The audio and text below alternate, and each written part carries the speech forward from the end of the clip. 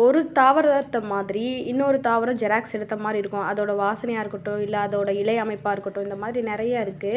அந்த மாரி வெற்றிலையோட வாசத்துல அதே மாரி இருக்கிற செடி தான் ஷைனி புஷ் அப்படிங்கிற வெற்றிலை பச்சை. மசித்தண்டும் அப்படின்னு சொல்லுவாங்க. வெள்ளைத்தண்டு அப்படின்னும் சொல்லுவாங்க. இதோட தண்டு பகுதி வந்து வெள்ளையா இருக்கிற மாதிரி இருக்கும்.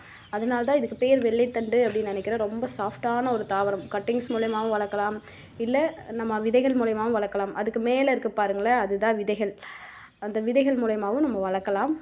நான் இதுக்கு முன்னாடி கொண்டு வந்து வச்சு வளரவே இல்ல. அதுக்கப்புறம் கோழிகள் கொத்தி எல்லா இடத்துலயும் பரவி விட்டுருச்சுங்க. அந்த கோழிகளே பரப்பி விட்டதில, அங்கங்க இப்ப மழை வந்ததில நெறையா வந்து இந்த வெற்றிலை பச்சை வளர ஆரம்பிச்சிருச்சு. எங்க பார்த்தாலும் இவங்க தான் இருக்காங்க. ஒளிஞ்சு ஒளிஞ்சு விளையாடுற மாரி, ஒளிஞ்சு விளையாட்டு மாரி தான் இருக்காங்க. கொஞ்சம் நிழல்ல இருக்கிற இடத்துல அவங்க பாட்டுக்கு வளர ஆரம்பிச்சுடுறாங்க.